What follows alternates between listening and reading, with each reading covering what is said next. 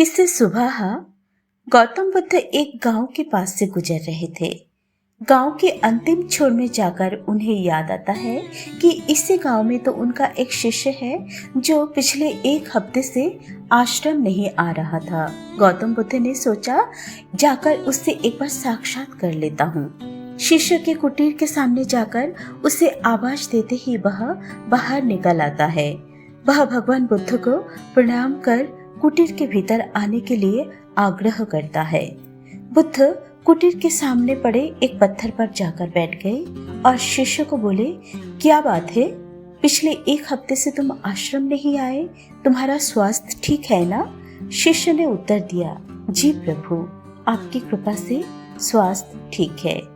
शिष्य बोले, पिछले 7 दिन से आश्रम ना जाने का कारण मेरा एक ही वस्त्र है जो बहुत पुराना हो चुका है और बहुत जगह छेद हो चुका है, जिसे धारण कर जन सम्मुख में नहीं जा सकते हैं। महात्मा बुद्ध शिष्य के वस्त्र की ओर ध्यान से देखा। सच में वस्त्र इतने पुराने और इतने छेद हो चुके थे कि वह वस्त्र सिलाई योग्य भी नहीं था। महात्मा बुद्ध बोले, क्या तुम्हारी और भी कोई समस्या है? शिष्य बोले, जी नहीं, मेरी और कोई समस्या नहीं है। गौतम बुद्ध बोले, ठीक है, मैं अभी जाता हूँ। यह बोलकर गौतम बुद्ध वहां से चले गए। शाम को आश्रम में ध्यान व प्रार्थना के लिए बहुत शिष्य आते हैं। प्रार्थना शेष होते ही सभी एक एक कर बुद्ध को प्रणाम निवेदन कर अपने घर की ओर चल दिए।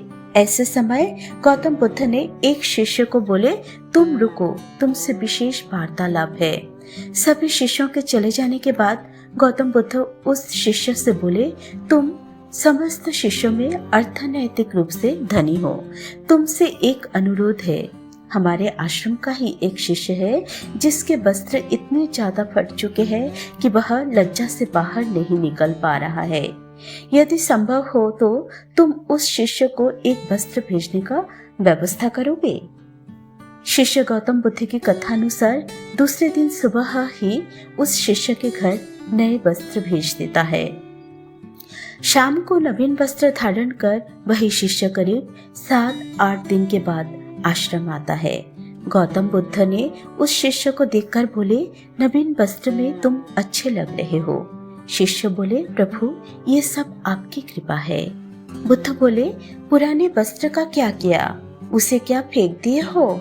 शिष्य बोले, जी नहीं प्रभु, उसको शरीर में ओढ़ने के लिए चादर के रूप में इस्तेमाल कर रहा हूँ। एक शिष्य ने पूछा, तो इसके पूर्व के वस्त्र को क्या किए?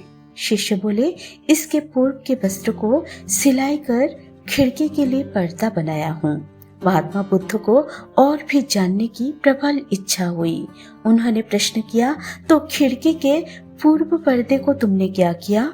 शिष्य ने उत्तर दिया, प्रभु, पूर्व की खिड़की के पर्दे में इतने छेद हो चुके थे जिसको छोटे छोटे टुकड़े कर घर की साफ सफाई में इस्तेमाल कर रहा हूँ और रसोई की गर्म बर्तन को पकड़ने का काम कर रहा हूँ।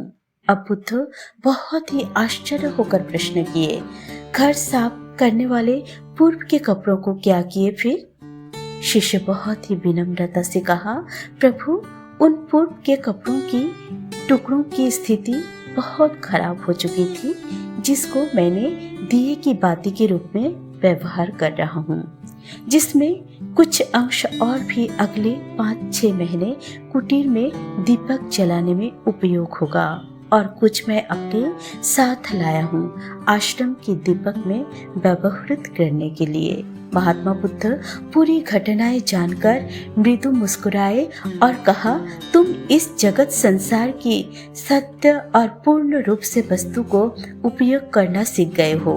मैं तुम्हारे जीवन यापन की सरलतम पथ और विचारधारा को देखकर अति आनंदित और प्रसन्न हूँ।